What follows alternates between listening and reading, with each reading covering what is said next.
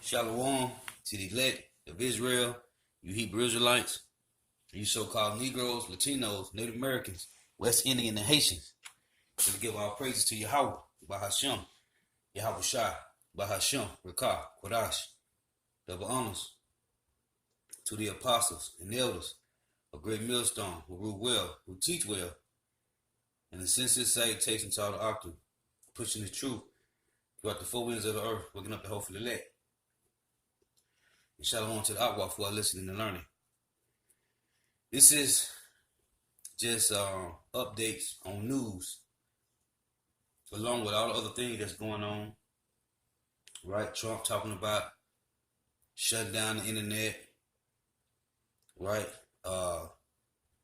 putting more restrictions on gun laws. It's just numerous of things going on, man. So this is another one of those things that these Edomites is doing, and you jakes out there in the world ain't paying attention to what's going on. So Lord's willing to be edifying. Now, the Pentagon is openly testing plans for mass surveillance balloons around the country.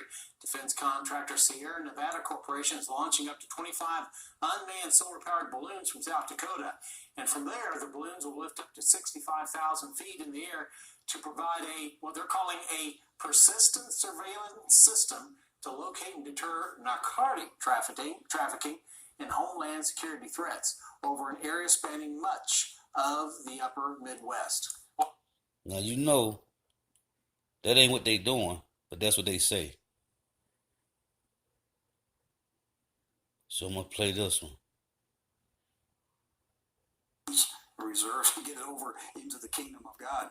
So we got a lot of stuff. Yeah, headlines are chock full of information and data. Some of the stuff we need to unpack with you, Rick. So, okay, you and Kerry talked about this in the opening headlines. The Pentagon testing mass surveillance balloons across the United States of America.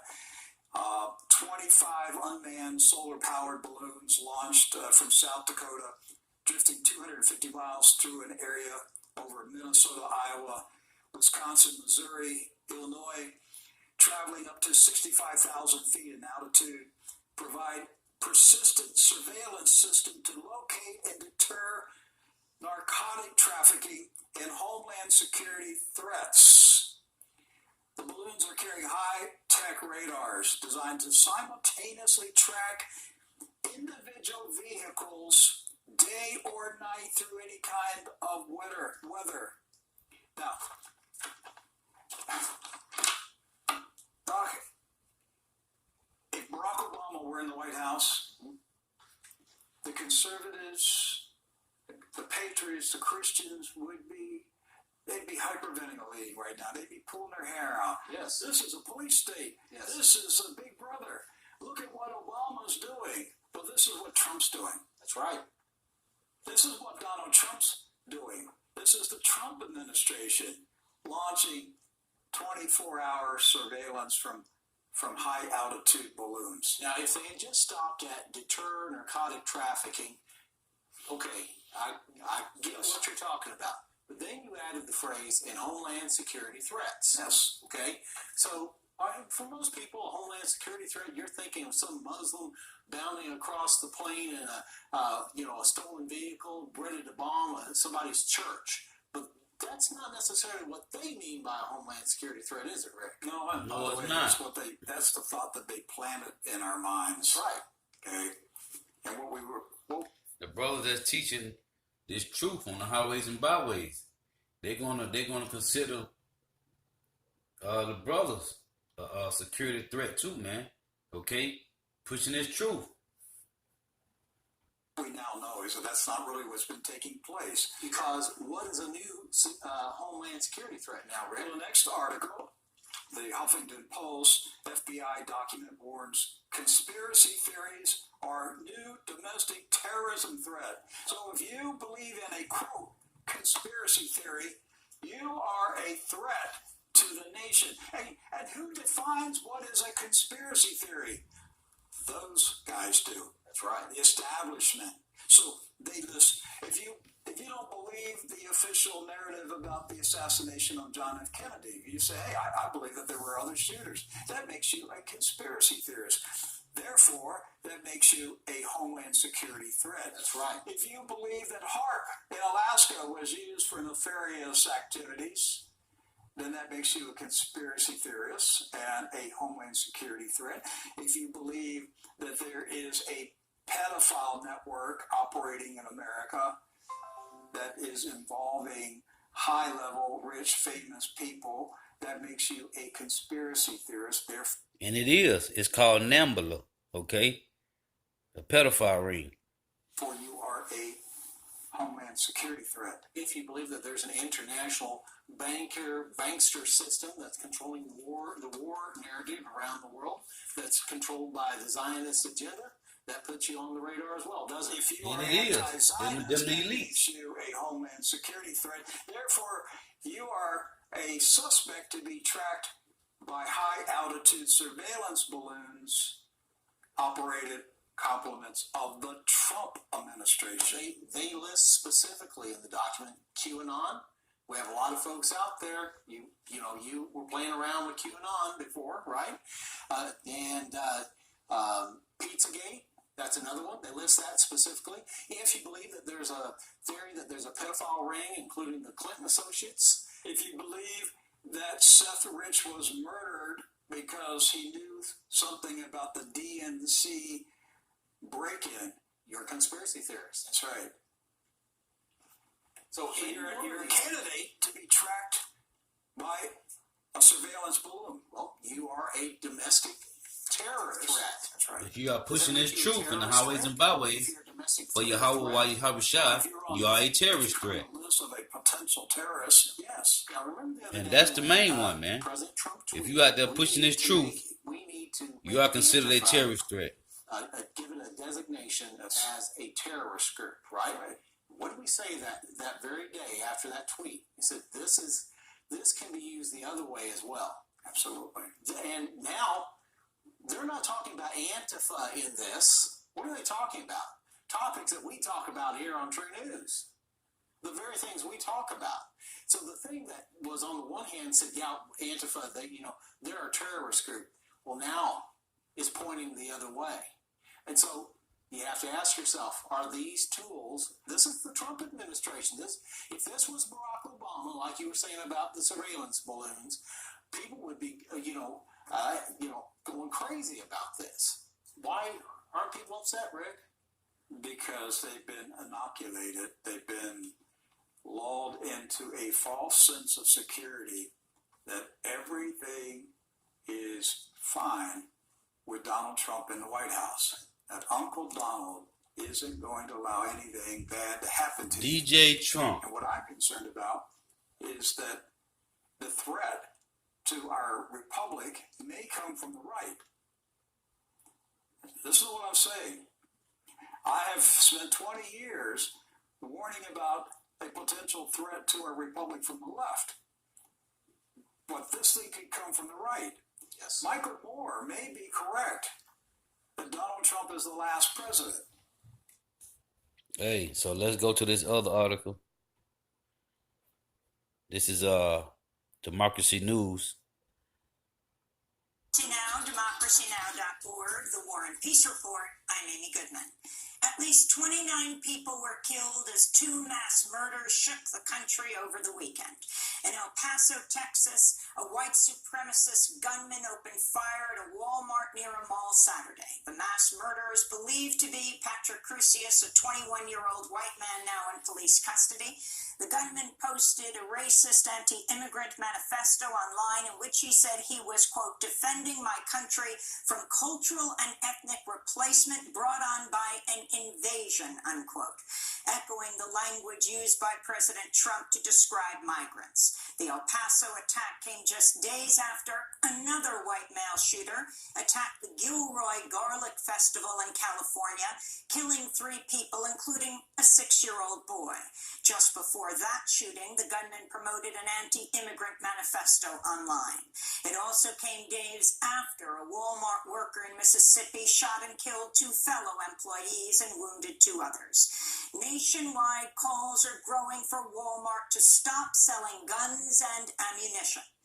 The El Paso massacre is being treated as an act of domestic terrorism. This is U.S. Attorney John Bash. The key factor here is it appears to be an intent to coerce or intimidate a civilian population. That's met here. The attack, from what we know in the public record, certainly appears to be intended to intimidate or coerce a civilian population. So we're treating it as a domestic terrorism case. El Paso's district attorney said he's charging the shooter with capital murder, which carries a possible death penalty. He could also face federal hate crime charges, which also can result in a capital punishment sentence. Frederick Brennan, the founder of the website 8chan, has called for his site to be shut down following the massacre in El Paso. The shooter posted about the attack shortly before it happened on an 8chan message board. At least 3 recent mass shootings have been announced on the site, including the massacre at 2 mosques in Christchurch, New Zealand, that killed 50 Muslims in March. 8chan's network provider Cloudflare dropped the site following the shooting. Mexican Foreign Minister Marcelo Ebrard called the attack a terrorist act against innocent Mexicans. Mexican President Andrés Manuel López Obrador, who said 7 Mexican nationals were among the 20 killed, said Mexico is considering measures to protect Mexicans who are in the U.S. He also said Mexico may charge the shooter in Mexican courts. U.S. Democratic lawmakers are calling for the Senate to return from recess to vote on 2 gun safety bills recently passed in the House.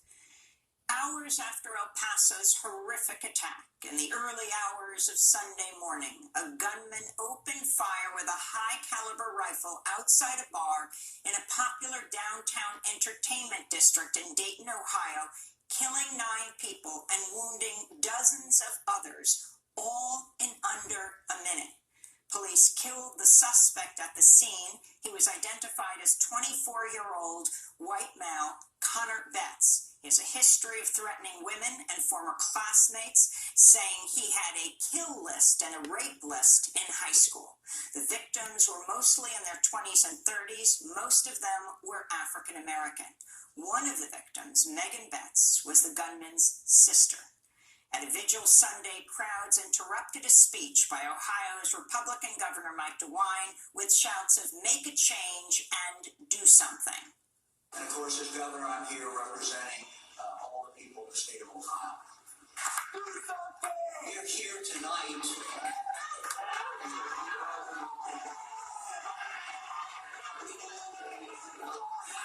Look at that. Edomites. All Edomites. Mostly Edomite. Also, Got some Jakes out there. The captain of the Mostly Philadelphia Edomites, Union man. soccer team, soccer star Alejandro Bedoya, grabbed a field microphone after he scored a goal and demanded Congress take action following the 2 shootings. Congress, do something now. End gun violence. Let's go. That was Alejandro Bedoya. He said, "Congress, do something now. End gun violence." He lives just 15 minutes from the Parkland massacre in Florida. In Hong Kong, a general strike has paralyzed the city's transportation and shut down many businesses and large parts of the service industry as pro-democracy protesters escalate their demands. Hundreds of flights have also been canceled. Demonstrators took to the streets over the weekend, blocking major roads, with riot police firing tear gas at crowds and arresting at least 80 people. The popular uprising started 9 weeks ago to demand the withdrawal of an extradition bill that would have sent people from Hong Kong to mainland China to face charges, but demands quickly grew for the resignation of Hong Kong's leader, Carrie Lam, an investigation into violence against demonstrators and pro-independence reforms. Carrie Lam warned Hong Kong is being pushed to the verge of a very dangerous situation. India announced it's revoking Kashmir's special status as tensions with Pakistan over the disputed region have been rising over recent days. The move, which is expected to be challenged in court, means Hindu Indians from outside Kashmir could start buying land and settling in the region, among other actions that will shift the demographic makeup of the Indian-administered Muslim-majority state. Critics and many Kashmiris say this would threaten the state's autonomy, further consolidating it into Indian rule. India's governing BJ party promised during election campaigning this year it would rescind Kashmir's special status. India's home minister also said it would split the state into 2 federally ruled territories. India sent 10,000 additional troops to the region over the past week and shut down schools, evacuated tourists, and cut off internet access. Kashmir leaders have also been placed under house arrest. In February, tensions between India and Pakistan ratcheted up over the region. India carried out airstrikes inside Pakistan following an attack against Indian soldiers in Kashmir by a militant separatist group based in Pakistan. Did you hear what she said? They cut off the internet service, man. Okay. Hey, when they cut this internet off over here in North America, hey, you jakes out there in social media land gonna be messed up, man.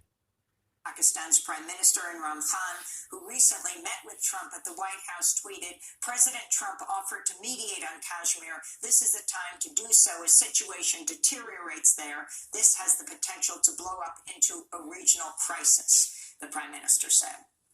Iran said Sunday it seized another foreign oil tanker. The Revolutionary Guard said the vessel was from Iraq and carrying smuggled diesel fuel through the Persian Gulf. Iraq has denied the accusation, saying it, quote, does not export diesel to the international market, unquote. This is the 3rd vessel seized by Iran in recent weeks, including the British Stena Impero, which is still being held after it was captured in the Strait of Hormuz last month. That followed Britain's seizure of an Iranian tanker off the coast of Gibraltar, which Britain accused of breaching international sanctions. In more news from Iran, government officials confirm reports that Iran turned down an invitation for Foreign Minister Mohammad Javad Zarif to visit the White House for talks last month. The invitation preceded the imposition of U.S. sanctions on Zarif, whom the Trump administration branded a propaganda minister. Iran has accused the United States of shutting down any possibility for talks between the 2 countries by sanctioning its top diplomat. In Russia, at least 800 people were arrested Saturday as protesters took to the streets of Moscow again to call out the barring of opposition candidates in upcoming Moscow City Council elections. Videos of police beating protesters with batons spread on social media over the weekend. Police also reportedly made arrests before the protests even started. Meanwhile, opposition leader Alexei Navalny, who was arrested last month ahead of mass protests, is being investigated for money laundering. Navalny's anti-corruption group has worked to expose top Russian officials. He was hospitalized last weekend when his doctor said Navalny appeared to have symptoms of poisoning, but Navalny has since been returned to jail. Sudan's Transitional Military Council and leaders from the protest movement signed a constitutional declaration Sunday that they say will usher in a transition to civilian rule. Months of unrest and deadly protests have followed the April overthrow of Sudan's former authoritarian President Omar al-Bashir after a mass popular uprising. The 2 sides agreed to a power-sharing deal last month, but talks have been repeatedly derailed due to violent incidents, including most recently a deadly attack by security forces on teenage students protesting military rule.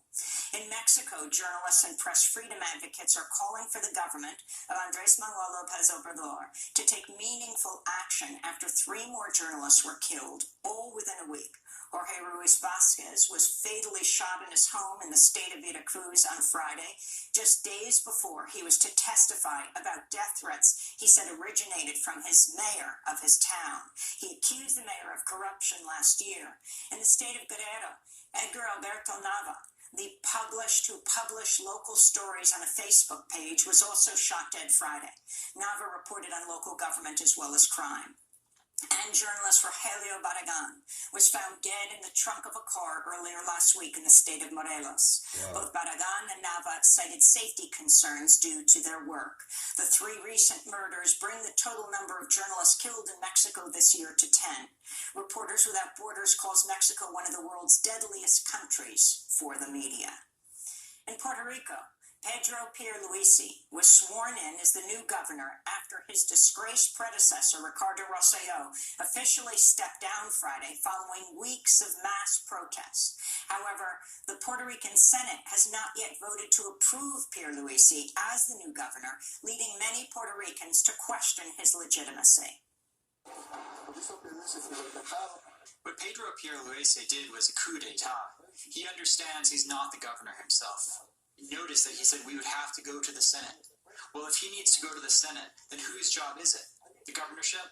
It's the Justice Secretary's, Wanda Vasquez's job. Someone who has to swear in the dark over there, and later say, I've already been sworn in, obviously knows he's not doing things properly.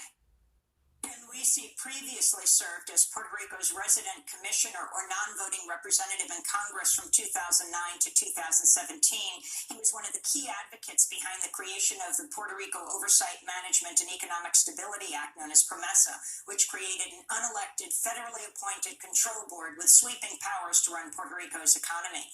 San Juan Mayor Carmen Yulín Cruz is filing a lawsuit today over Pierluisi's appointment as governor. U.S. federal prosecutors have accused Honduran President Juan Orlando Hernandez of conspiring with his brother and other top political figures to protect drug traffickers in exchange for campaign contributions.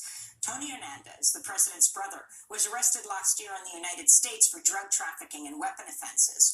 Former President Porfirio Lobo, who came to power following a U.S.-backed coup in 2009, is also accused of participating in the scheme. Prosecutors say President Hernandez used $1.5 million in drug trafficking money to help him win the 2013 presidency. Juan Orlando Hernandez has denied the accusations. Mass protests have been taking place for months against the Hernandez government, which Hondurans say is ruled by corruption, as well as his plans to privatize health care, pensions, and education. A 32-year-old man from El Salvador died Thursday at a New Mexico immigration jail. Marvin Antonio Gonzalez had traveled to the United States with his young daughter. His daughter is now being held by U.S. immigration authorities. The cause of death is yet to be determined. This is Antonio Gonzalez's father speaking in El Salvador. He said he wanted to go. He could no longer stand the poverty, that he could get a job in the United States so that he could rise up from poverty. That was his intention. That was his idea for going. At least 15 asylum seekers have died while in U.S. custody this since Jake, September man. of last year. 7 of them were children. Hey, you trying to go? You President trying Trump to said Friday find he some will other not way, nominate man? Texas Hey, Congressmember John you don't seek the Ratcliffe Lord, to you're gonna be replace Dan destroyed, Coats as man. Director of National Intelligence. Trump blamed the, quote, lamestream media for treating Ratcliffe unfairly as reports emerged over the past week of bipartisan concerns over Trump blaming everything on mainstream media. Okay, it's all the media, the internet is the problem, man. No, you Edomites is the problem, man. Ratcliffe's qualifications for the role, namely that he exaggerated his accomplishments as a former federal prosecutor in East Texas, claiming he had lots of experience jailing terrorists and helping form George W. Bush's counterterrorism policy. According to former co-workers, there were no major national security prosecutions during his tenure. Meanwhile, Trump is reportedly planning to block Deputy Director of National Intelligence Sue Gordon from becoming acting director when Dan Coats steps down later this month, possibly by ousting her from her current position. Critics say the move would fall within the administration's pattern of prioritizing political picks over career staffers. And in New York City, an administrative judge for the New York Police Department recommended Friday that Daniel Pantaleo, the officer who killed Eric Garner in 2014 by using an illegal chokehold, the judge recommended he be fired. Pantaleo held Garner, an unarmed African-American man, in the chokehold until he dropped to the ground despite gasping, "I can't breathe." We ain't African Americans, man. Okay? We Hebrew Israelites, man. 11 times. Pantaleo was suspended following the recommendation, but New York Police Department Commissioner James O'Neill will make the final decision on whether or not to fire him. Hey, when you are not seeking Yahweh Bashim Yahushua, these be the results, man. Okay? The Lord say, hey, King David said, deliver me from the wicked, which is thy sword, man.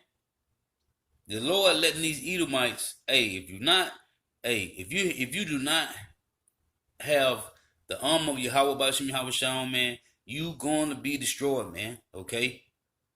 Hey, whether you getting choked out or you getting shot in the head, it don't matter, man. The Lord is using his sword to take out you 2/3 Jakes, man. Pantaleo has remained on the police force on desk duty since the murder. A New York grand jury decided in 2014 not to charge him, and last month the Justice Department said he would also not face federal charges. Eric Garner's daughter, Emerald Garner Snipes, spoke out after the judge's recommendation was made public. This has been a long battle. 5 years, too long. And finally, somebody has said that there's some information that this cop has done something wrong. We've waited 5 years. CCRB has made the recommendation. Commissioner O'Neill, fire Pantaleo. Hey, man.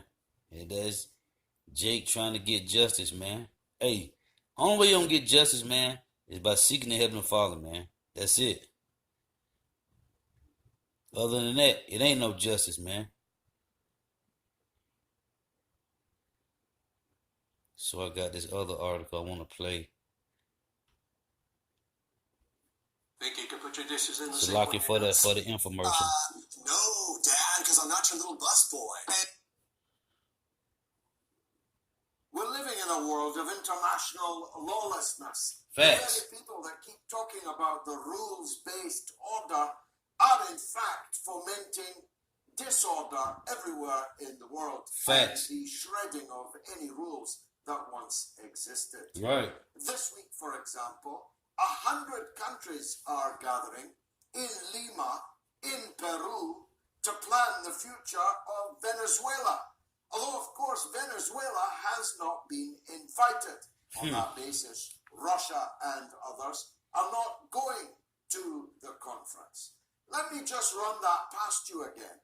100 countries are meeting in Peru to decide what should happen in Venezuela, with Venezuela not present, not even invited. I'm so old. I remember when the principle of non-interference in the internal affairs of other sovereign states, members of the United Nations, was absolute. Indeed, it was the entire basis for international law, until a man called Tony Blair and Bill Clinton, but mainly Tony Blair, ripped up those principles and invented new ones, which have no legal force or legitimacy, but appear to be the way in which the world is developing. Now, the United States is, of course, the driving force behind this conference in Lima. Babylon the The Great. United States, where children and babies and women and men are lying dead on the floor of shopping malls because 21-year-old right-wing nutcases are able to go in and buy high-velocity automatic assault rifles. It's a nut And cases. then carry them in to public places and massacre people in 2 separate massacres in less than 24 hours in Texas and in Ohio. I mean this most sincerely to the American people. Shouldn't you be staying at home and deciding on the future of your own country instead of roaming around the world, interfering in the internal affairs of others? Hold on. Hey, you just heard George Galloway, man. Hey, let me run that back, man. Let me get this precept, man. Let me run that back.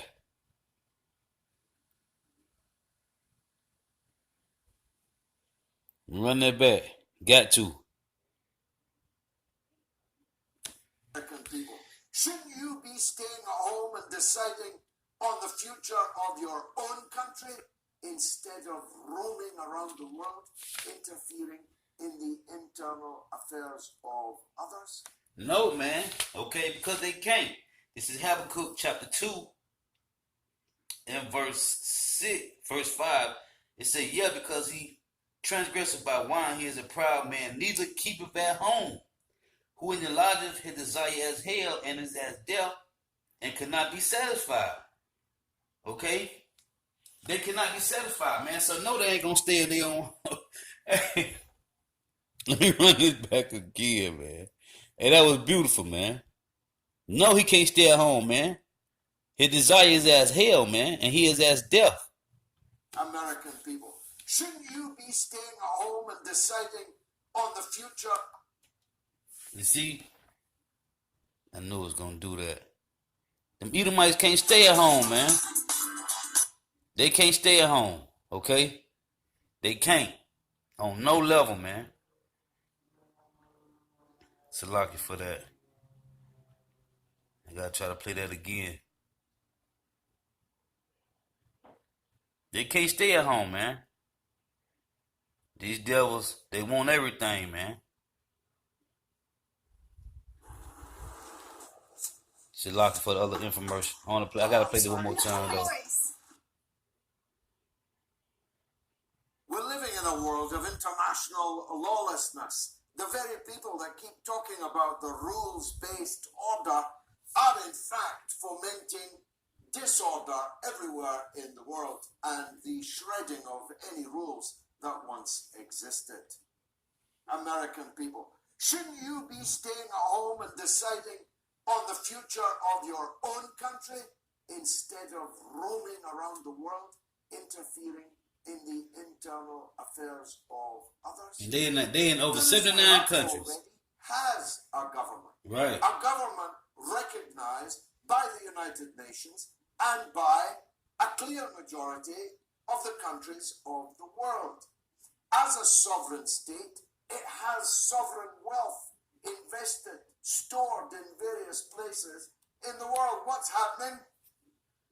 Other sovereign governments, other members of the United Nations, are literally stealing Venezuela's gold and money and giving it to a man on the street who appointed himself as the so-called president of Venezuela. Wow. His name is Juan Guaido, I think, though my memory escapes me to some extent. He is a man who didn't even stand for election to be the president of Venezuela. If that ain't a Russia Debo. takes the view, and I commend them for it, that as long as Venezuela has a government, has a president, has a state, which is a member state of the United Nations, other countries should butt out and stay out of Venezuela's internal affairs.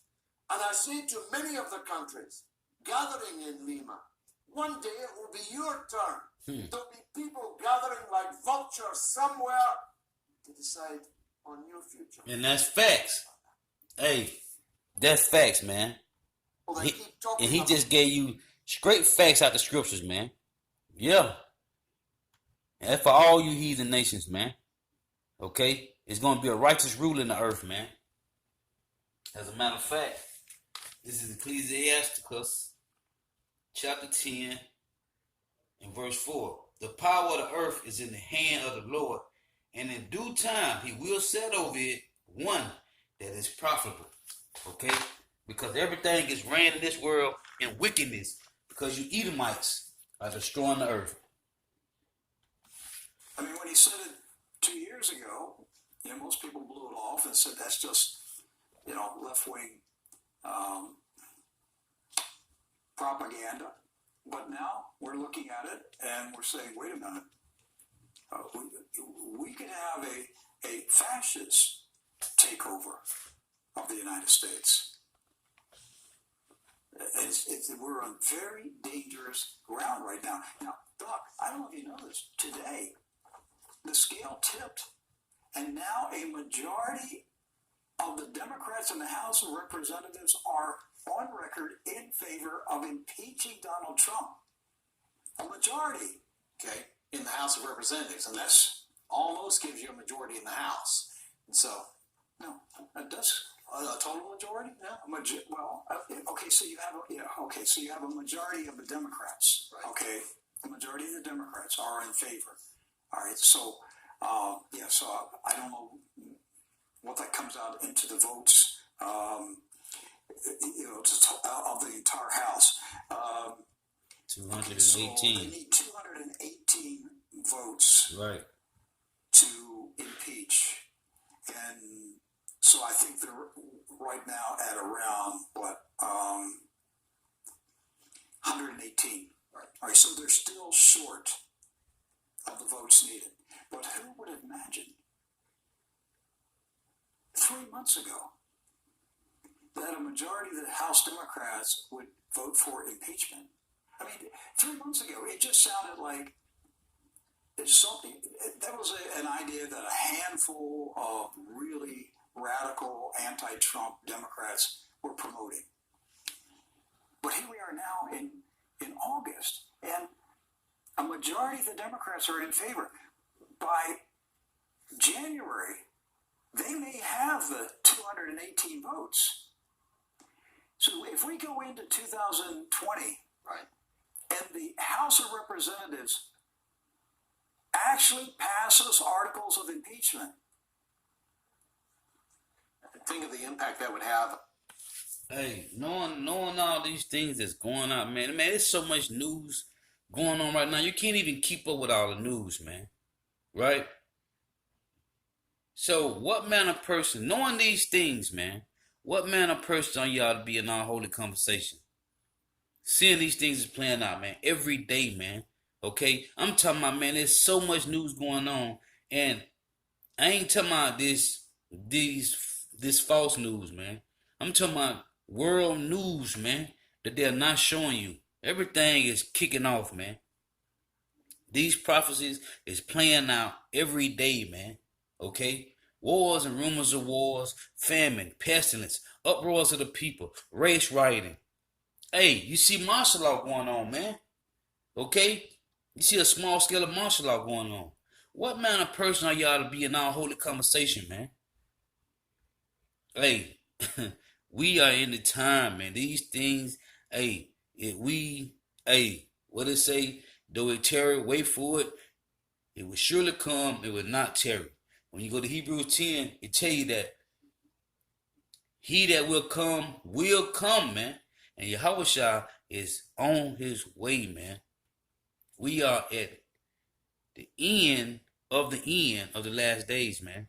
And Jake still out here playing games. So Lord's witness to edifying. Got to give our praises to Yahweh. Bahashim Yahushua. Bahashim Rakah Kodash. The honors to the apostles and elders of Great Millstone who teach well.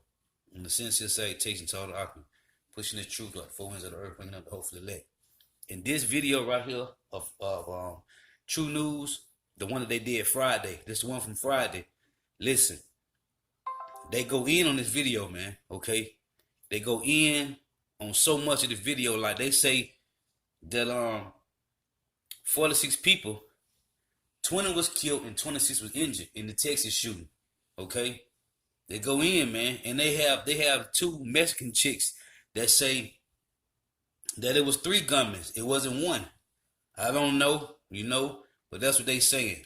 And they go in on this video. They show you some clips of some news people that did